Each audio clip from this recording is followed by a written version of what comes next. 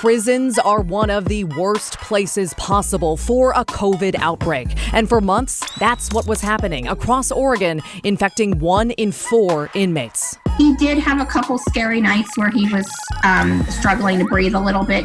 So now that we've got a vaccine, let's look at how it's made a difference, curbing cases in our prison system. We're looking good right now, but there's still work to be done. Also, it's election day, and you've probably got some pretty contentious school board races to vote in. So dig that ballot out of that stack of mail on your counter because you've got T-minus 2 hours to cast your vote. Here's the story. Don't feel bad about that stack of mail, by the way. Everybody has that, okay? Everybody. Hey, everyone, I'm Maggie Vespa. Dan is actually off on assignment tonight, probably getting ready for the big Solve cleanup tomorrow. We're so excited about it. And our story viewers killed it. Every single slot is filled. We'll have more on that later on in the show. In the meantime, all the info on how to contact us, as always, is at the bottom of your screen. Reach out and always use that hashtag, HeyDan. Let's get going, because first up, we have tonight's vaccine count. And I know Dan normally does this later on in the show, but again, he's not here and I'm in charge, and there is a reason that we're moving this up. You'll see. So you can see behind me, more than 2,085,000 Oregonians have gotten at least their first dose, and that works out to about 60% of the state's population among those 16 and older with at least one shot. All right, over to Washington now. More than 3.61 million people have gotten at least their first dose. That's so good. That works out to about 59% of the state's population. Again, that's 16 and older. And both states are trying to get to 70% of that population in order to fully reopen. Okay, so let's dial this in now and focus on a specific group of people who are also, like the rest of us, getting vaccinated, and that's prisoners. And that brings us to our big story. So prisons, as you know, have been a hotbed for COVID cases throughout the pandemic. You know, because we've covered it many times on this show before, starting when Dan got a package in the mail from a woman in Coffee Creek. That's Oregon's only women's prison. Look at her drawings. She sent us those sketches. They're incredible. They show inmates wearing masks along with a letter, a handwritten letter talking about how people in prison need to be protected regardless of the crimes they committed to get there. And the situation in Oregon's prisons was really bad. In January, we reported that 1 in 4 inmates in the entire state had been infected with COVID, 1 in 4. And at that time, there were more than 330 active cases of COVID across the entire prison system. All right, so keep those numbers in mind. Today, we checked that same website, and that number is way down from 333 4 months ago to just 16. Almost all of those cases, by the way, are in Coffee Creek's intake center, which is the first stop for people sentenced to prison anywhere in the state.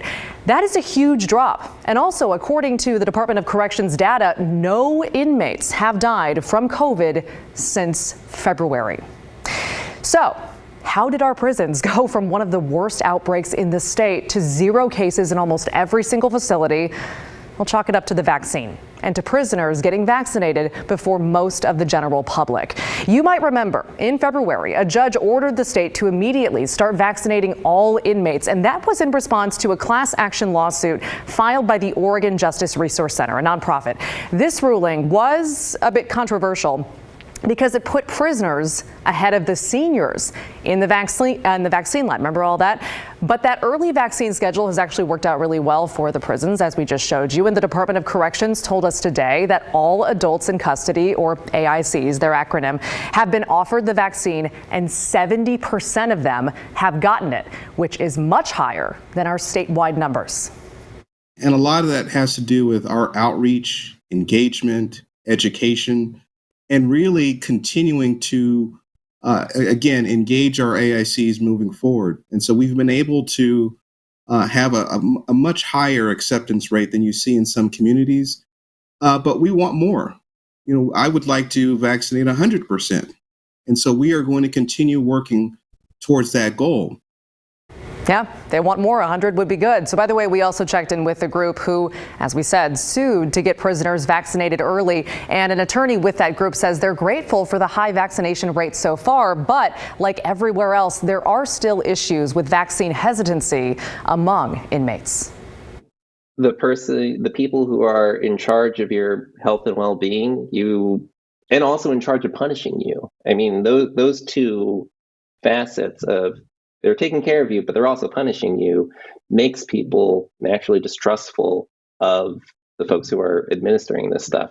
On top of that, unfortunately, COVID became highly politicized over the course of the pandemic, and at least what numbers we could find for the rates of vaccines amongst staff show that the staff is very vaccine hesitant.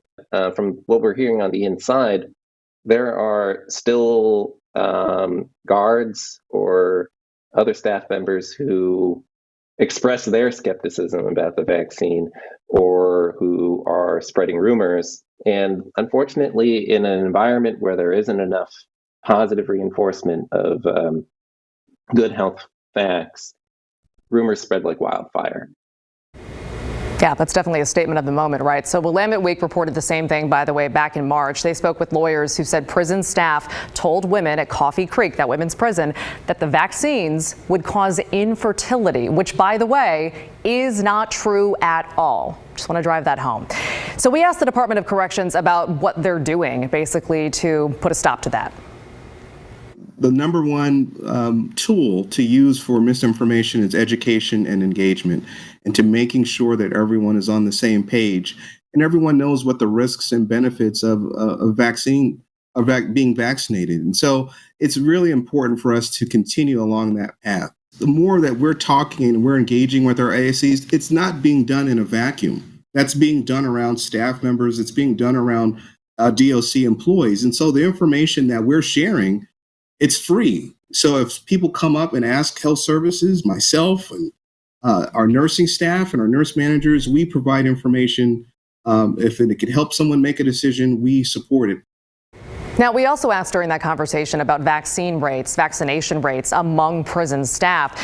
And the DOC told us they don't have the exact numbers because of HIPAA regulations, but they estimate about 50% of the staff got a vaccine through on-site clinics. And they also say, quote, many more employees were able to get vaccinated elsewhere. And throughout the pandemic, we've made a point of checking in with people inside Oregon's prisons and with their families to basically ask about life on the inside. And that has meant a lot of calls into and out of facilities and a lot of tracking people down through social media. But a couple of weeks ago, the reverse happened.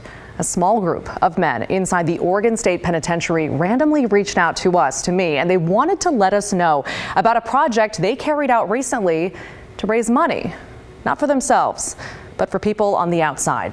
And we were so touched by this that we decided to bring them to you. Could we actually bring our two interviewees closer? Yes. At this point in the pandemic, most of us are comfortable connecting via Zoom. But I'll be honest, I'd never Zoomed with anyone in prison. Thank you guys so much again for doing this. My name's Maggie. It's usually not allowed. Well, it was our pleasure to be able to help. This one happened because the state agrees Earl Allen and Ernest Badia have an important story to tell. Allen, on the left, is in the Oregon State Penitentiary for robbery and kidnapping. Badia, on the right, for murder. I came here to prison thinking about myself. So when I'm able to organize this and be able to give back to the community, gives a sense of purpose. Both men have been in prison for decades. In that time, they've joined the Lakota Yatequi American Indian Cultural Club, a half-century-old organization for incarcerated members of Native American tribes. So our main focus is to not only preserve our cultural ways, our indigenous ways, but also to help build a foundation that some of us may have gotten away from. One of the ways they do that is by collecting donations from their fellow inmates for a different charity every month.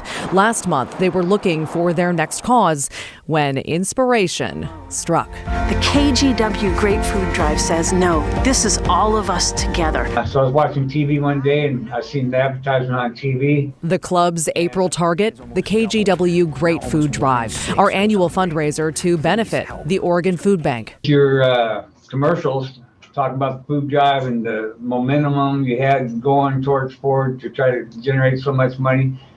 And I just thought, I want to be a part of that. Allen and Badia brought the idea to their fellow club members, noting a common thread among all their tribes is food insecurity. National stats show 1 in 4 Native Americans suffers from hunger. That's more than twice the national average of 1 in 9. And it's a problem that's only gotten worse during the pandemic. The fundraiser was on, and the method was all but a sure thing. Because it was through Carl's Jr., hamburgers is what we did. Yeah, it's that simple. The club sold burgers in prison for $5 a piece. The men paid to help the cause and because, frankly, prison food is prison food, so a $5 hamburger is not, okay, I can do that, you know. It worked incredibly well. Late last month, the club turned in their official donation to the KGW Great Food Drive, $1,300. Keep in mind, every $10 donated provides 36 pounds of food. Thank you guys so much. I mean, this is fantastic. All right, well, thank you for giving us this opportunity. Reps for the Oregon Food Bank tell KGW they applaud the men's efforts too. That donation will feed a lot of families. Before ending our Zoom chat, Ernest and Earl add one last point about why this campaign meant so much. Sometimes when we give to people, I actually have to call them and ask them, hey, are you willing to accept our money from us? Because not everybody's willing to accept money from a prison. You know, most of the guys in here, they're not the worst mistake that they've made. You know, there's some good people in here. We can't help everybody. We can't reach out, but if we can help strangers in a small way, then it makes me feel like I'm giving back. Makes me feel better. So we should note the food drive is over, by the way, but we have more campaigns coming up later this year. We'll keep you posted. All right, switching gears, it is election day in Oregon. You've got, I don't wear watches, less than 2 hours, I'm told, to drop off your ballot right now at this point. It is too late, we should note, to put it in the mail, but you can put it in an official drop box until 8 o'clock tonight. That's the deadline.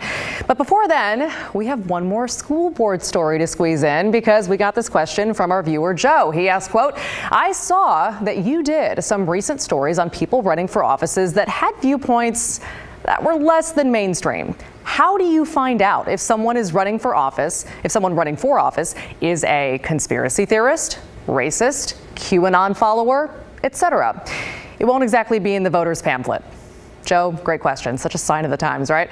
All right, so to answer that question, we're going to take a look at a candidate for school board in the Gresham-Barlow School District. This right here is Joe Deemer's official candidate bio. He says he's got 2 kids in Gresham-Barlow schools. He says he is running because he wants, quote, active schools that focus on sports, music, art, and trades. And if you take a look at his public Facebook page, he says he is, quote, unmasked, unmuzzled, unvaccinated, and unafraid, and that he is the executive director at, quote, the conservative wing. One of the easiest ways, Joe, to get to know a candidate's beliefs is to just search them on social media. It works incredibly well. You would be shocked. But you also may get a chance to see them out in the community as they're campaigning. So let's move over to that example now, because Crystal Alexander and her daughter, Helena Kordowski, say they saw Deemer's booth near the Gresham Farmers Market last Saturday. And this is what they say he did. I'm not going to die from it. Can we find out? 9 minutes. You're 9 minutes. 9 minutes. You're going to let somebody step on your neck for 9 minutes. 9 minutes. I'm going to record this. I'm What's stopping you? you idiot. I don't want to go to jail. I'm sorry. I'm consenting. Okay, so witnesses say the guy in the blue shirt who was lying down is Joe Deemers, the candidate. Alexander and Kordowski say he was challenging a BIPOC man to kneel on his neck for 9 minutes. And they say he was trying to reenact the murder of George Floyd. He was saying Derek Chauvin never murdered George Floyd, and he was going down this whole rabbit hole saying it was the fentanyl, it was everything beforehand. And so eventually he was like, if you stood on my neck for 5 minutes to 9 minutes, whatever, it's not going to kill me. So we reached out to Joe Demers several times today. We called him, we emailed him. We did not get a response. Now, again, they say it was a joke, and you can hear people laughing in the video. And they also say no one actually kneeled on Demers, but Alexander and her daughter say they don't want someone on their school board who would reenact a black man's murder in that way. I definitely don't want this privileged white guy that's making fun of black men's death and poking fun at like lynching in America and running for being on a school board. Like, you're supposed to represent the values, right? Can you imagine if he was on the school board of your high school, like deciding what's best for the communities all around? Yeah, it is a big job. So again, we will have the results of the school board elections on kgw.com once they come in tonight. We've talked about the rise in hate crimes and racism against Asian Americans during the pandemic. So how is that impacting the mental health of those in that community? I think there was definitely an uptick in people feeling really anxious about it, people feeling kind of scared about it. And it's been 41 years since the sky went dark and ash rained down all over the Northwest. We'll take a look back at the Mount St. Helens eruption in the KGW vault when the story continues. Countertops and showers put your family at risk because bacteria grows below the surface where you can't clean. Let us clean and sterilize to CDC standards. Call PermaTreat. News happens fast. Stream it faster. KGW is now on Roku. Stream live newscasts and watch on demand. KGW. Stream now on Roku.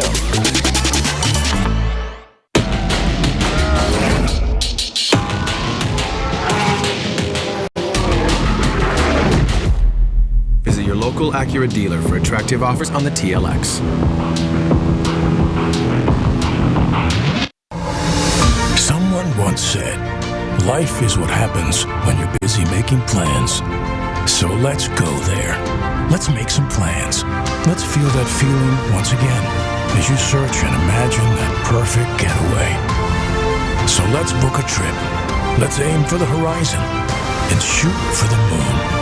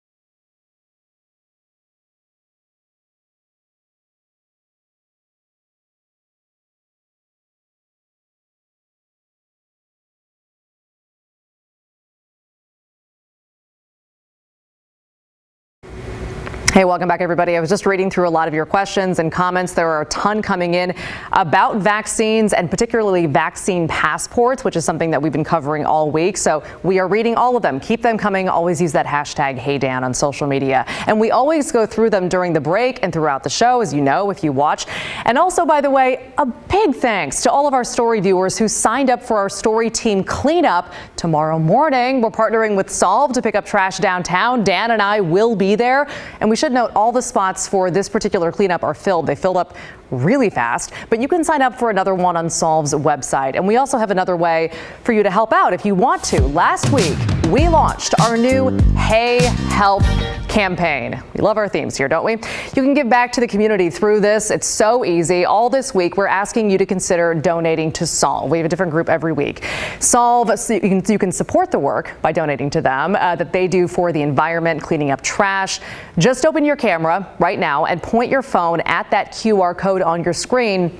You'll see a link pop up. You click on that and then you can go donate.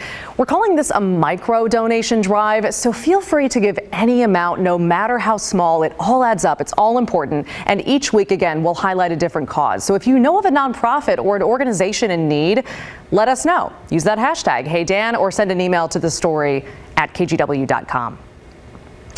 All right, we also wanted to let you know tonight at 9, KGW will be streaming a special in honor of Asian American and Pacific Islander Heritage Month. It's called Asian and American, and it's a deep dive into the long history of discrimination, racism, and violence against the AAPI community and how recent events have sparked movements for change. You can stream it at kgw.com or on the news app.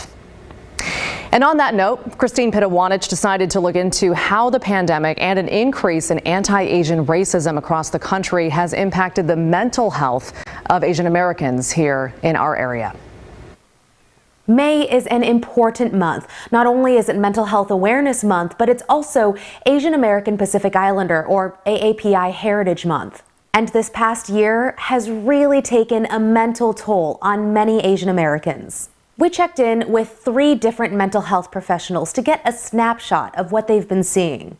My name is Valerie Yo, and I am a licensed psychologist in Portland, Oregon. So my name is Yuling. I am the mental health program manager here at the Asian Health Service Center. I'm Dr. Pia Quimson Guevara. Dr. Quimson Guevara is a psychiatrist in the Portland area. I have noticed an uptick in general of people seeking mental health treatment. In addition, I'm noticing actually in the past couple of months, even an increase in more interest from the AAPI community, I guess, in light of the more anti-Asian sentiment. Her observations are generally mirrored by colleagues in the same field who say over the last year, the impacts of COVID-19 and an increase in anti-Asian incidents has resulted in some confusing emotions. I think there was definitely an uptick in people feeling really anxious about it, people feeling kind of scared about it, but at the same time feeling like, oh, maybe I'm not supposed to be scared. Maybe I'm blowing it out of proportion. At the Asian Health Service Center, Yuling Chen says she's seen younger people ask for help. Right, and younger as in people who are 40s, 30s, and sometimes younger than in school age. A lot of younger generations are getting told to stay home by their parents or seniors because they're afraid that these kids are also going to become targets. And there's also been bullying online. They may not have the language ability to actually fully immerse in their own school. And so when they're trying to make friends or get socialization online, they run into problems of people who may be calling them names because of the Asian hate crimes that we are seeing. To help people work through stressful situations, the Asian Health Service Center set up its COVID-19 Community Counseling Project, a free multilingual helpline. Just providing whatever we can to the community to make sure everybody is getting the support they need. Speaking of support, the mental health professionals I spoke with say having a group of people who can validate what you're feeling can be invaluable. Even reading books where you can see your own experiences reflected can help. Another thing, self-care is so important. You can't take care of the loved ones in your life without first making sure your needs are met. Christine Pitawanich, KGW News. Great points from Christine there. Okay, so now I and we here at The Story want to hear from anyone who was living in this area 41 years ago today, because that is when, as you probably already know, Mount St. Helens erupted back in 1980. And we know a lot of you have memories of that day and that huge ash cloud that just covered the Northwest. So share them with us with the hashtag HeyDan. And by the way, we talked to someone who witnessed the eruption up close, former KGW reporter Boyd Levitt. So let's take a trip with him into the KGW vault. This is a special report of the King Broadcasting Network live from KGW News 8 in Portland, Oregon. First, we take you live to Amboy, Washington, where reporter Boyd Levitt is standing by in the shadow of Mount St. Helens. Boyd? For Robin and Ralph, the volcano's blasts have come with a vengeance today. The spectacle of the massive plume is one that few will forget. With a little bit of wind from the west late today, we can get a little better view of it this afternoon than we had earlier in the day to see that the conically shaped top of the mountain is now gone. That in fact there's a rounded appearance to the top of the volcano. That the steam and the ash are coming from a wide area on top. Obviously there is a very large crater there. Well, certainly a historic day. I mean, 40 years on, things have changed a lot, but you know, those memories sear themselves into your mind. And so it was the first day, somewhere around mid-March, well, March 20, if I remember right, when there was an earthquake, and it was a 5.0 sort of thing. And my assignment was simply on day one to go up and do something with a story about an earthquake. A few moments ago, we felt one of those strong earthquakes. We were sitting in our news car at about 9:05 in the morning. First a slow rocking motion, and then a few fast jolts, and then several aftershocks. But when the bulge started on the north side of the mountain, and there was this pressure pushing up, and the whole edge of the mountain was sort of creeping up like that, then the geologists said to themselves and then to the public, this is something potentially very, very dangerous. I will admit that at one point I stood on the top of the mountain as the bulge was bulging, and you could look at it horizontally, and it was growing at the rate of 5 feet a day, and that was worrisome to everybody. We've got an eruption down here. Now we got a big slide coming off. The slide is coming off of the west slope. And the station called and said, it's changed big time. And it took me about 30 seconds to get my hiking boots on and all my gear and that iconic KGW blue jacket out the door, into town, up through the Terwilliger curves, and there it was. We weren't quite prepared for what we saw today and what we smelled today. Inside the aircraft here, a sickening stench of hydrogen sulfide. 57 families lost loved ones in this, and several of my friends as well. So it was a story of drama that didn't end on May 18th, it was just beginning. As the ash is continuing to come out of the mountain at this hour at sunset here on the southwest side of Mount St. Helens. And from our position on the top of Mount Amboy, I'm Boyd Levitt reporting. Unbelievable. We thank Boyd so much for his perspective all these years later. And by the way, if you have suggestions for the KGW Vault, let us know with the hashtag HeyDan. We're going to finish the story next.